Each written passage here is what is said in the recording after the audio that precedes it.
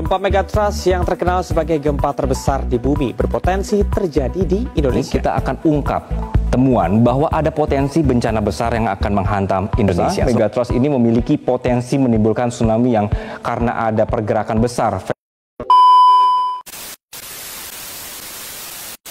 Halo Sobat Geopedia.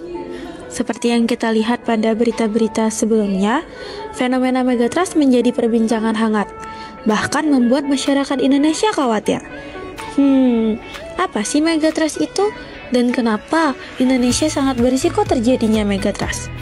Yuk langsung saja kita pelajari lebih lanjut di video berikut. Selamat menyaksikan!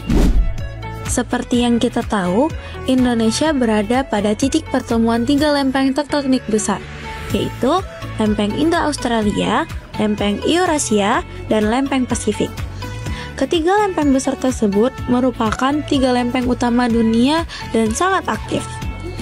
Ketiga lempeng tersebut menghasilkan zona subduksi di Indonesia pada batas lempeng konvergen, di mana terdapat 2 lempeng yang saling bertemu dan terjadi penunjaman. Kondisi tektonik ini menyebabkan Indonesia menjadi daerah rawan bencana gempa bumi dan tsunami. Zona subduksi di Indonesia mengakibatkan wilayah Indonesia berada pada zona megatrust. Menurut Daryono, Kepala Bidang Mitigasi Gempa Bumi dan Tsunami, zona megatrust merupakan istilah untuk menyebutkan jalur subduksi lempeng bumi yang sangat panjang namun relatif dangkal. Pada zona megatrust ini diperkirakan mampu menghasilkan gempa hingga 9 skala Richter. Besarnya kekuatan gempa pada zona megatrust mampu menyebabkan tsunami besar seperti yang terjadi di Aceh pada tahun 2004. Indonesia memiliki 16 segmen megatrust yang aktif, yang berada pada wilayah pesisir barat dan selatan Indonesia. Zona megatrust bisa menimbulkan dampak yang besar, di antaranya gempa bumi besar akibat pelepasan energi masif dari pergerakan lempeng tektonik. Jika gempa ini terjadi di bawah laut, tsunami dengan gelombang setinggi puluhan meter bisa terbentuk. Selain itu, zona subduksi aktif juga dapat memicu terjadinya letusan gunung api pada busur vulkanik yang diakibatkan tekanan dan pelelehan mantel di bawahnya. Menurut Daryono, selaku Kepala Bidang Mitigasi Gempa Bumi dan Tsunami, bahwa masyarakat perlu memahami lebih dalam mengenai konsep evakuasi mandiri. Saat terjadi gempa bumi, kira-kira apa ya yang harus kita lakukan?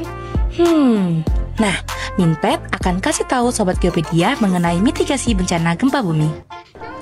Pertama, saat terjadi gempa bumi, kita bisa melindungi diri dengan berlindung di bawah meja.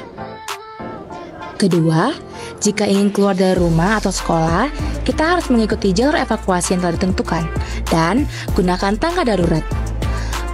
Langkah ketiga, jika kita berada di luar, kita harus mencari tempat lapang dan menghindari berada di bawah gedung bertingkat. Jauhi jendela, lemari, lampu taman agar tidak terkena pecahan kaca dan reruntuhan barang serta bangunan. Sobat Geopedia, kalau gempa bumi terjadi di laut yang dangkal, bisa menyebabkan tsunami loh. Nah, berikut ini langkah-langkah mitigasi yang bisa kamu lakukan kalau terjadi tsunami. Yang pertama, pergi ke tempat tinggi seperti bukit atau gunung jika ada tanda-tanda tsunami.